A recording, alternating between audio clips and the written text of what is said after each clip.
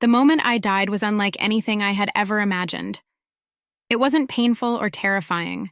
It was peaceful, as though I were slipping into a gentle, dreamlike slumber. I had suffered a severe cardiac event that left my body cold and unresponsive. Yet in those moments, I felt no fear, no panic. Instead, I was enveloped in a serenity that transcended anything I had ever experienced. It felt as if an unseen force was carrying me, gently pulling me toward something far greater than I could comprehend.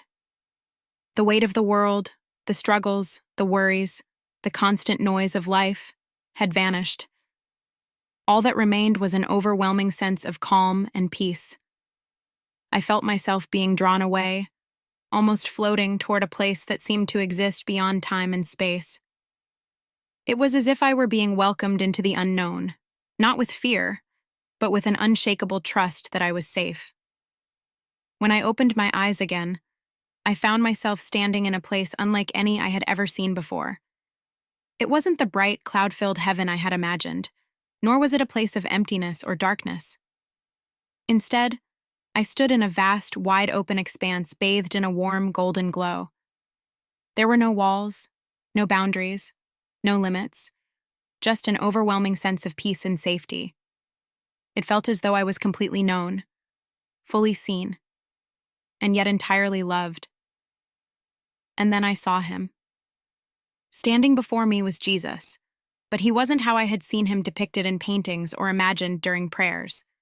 He was radiant, yet so deeply familiar.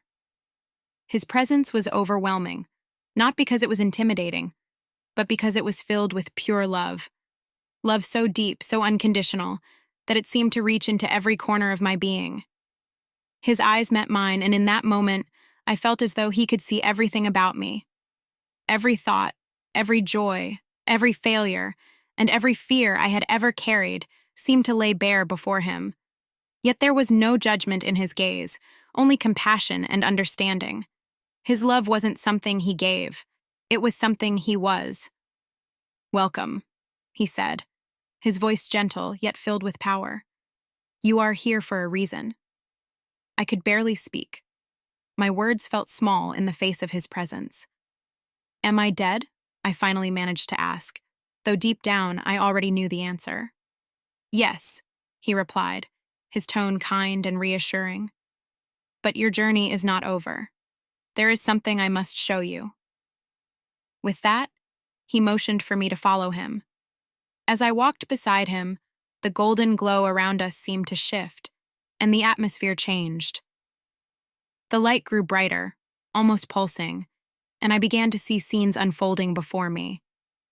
It was as if I were witnessing a vision, not of the past, but of what was yet to come.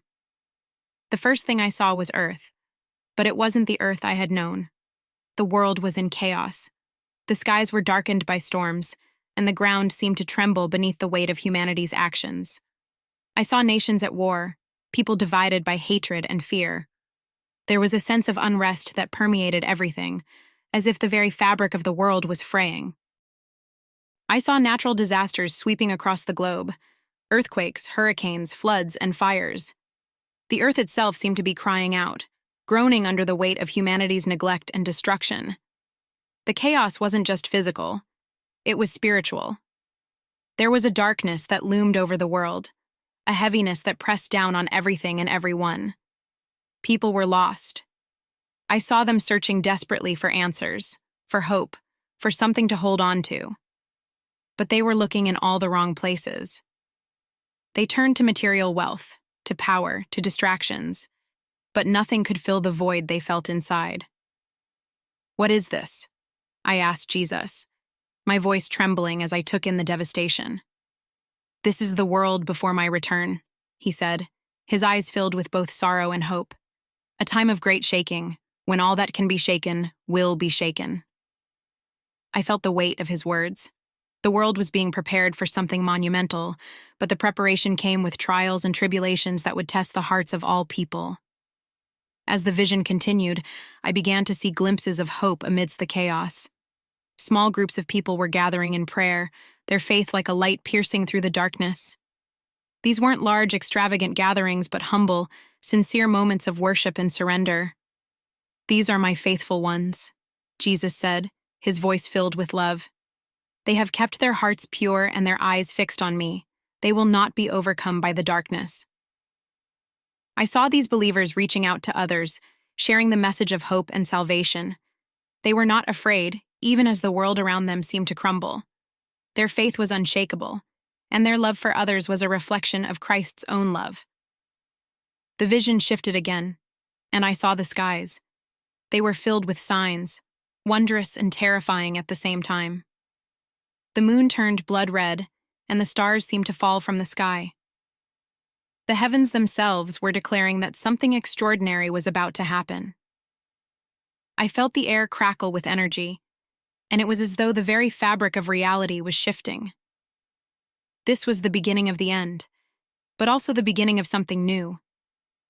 "Is this what will happen a year before your return?" I asked, my voice trembling with awe. "Yes," Jesus said, his tone both solemn and hopeful. "But it is not too late. There is still time for my people to turn back to me, to prepare their hearts for what is to come." He spoke of a call to repentance, a time when hearts would be softened and eyes would be opened.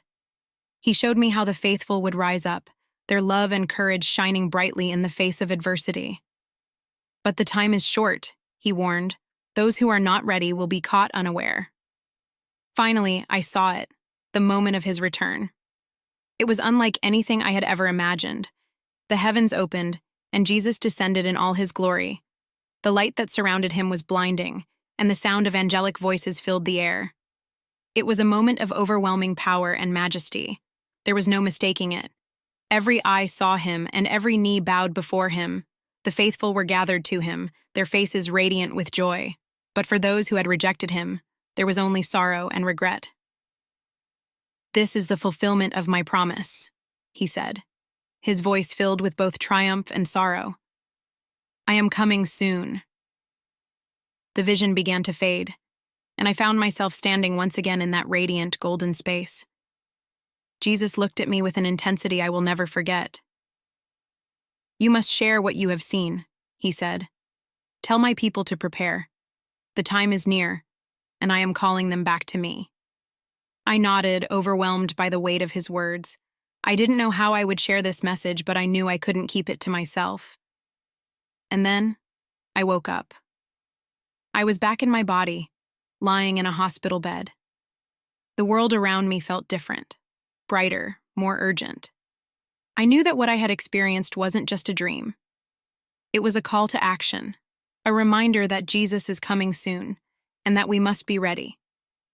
This is not a message of fear, but of hope. The signs are all around us, and the time to prepare is now. Jesus is calling each of us back to him. The question is, will we answer?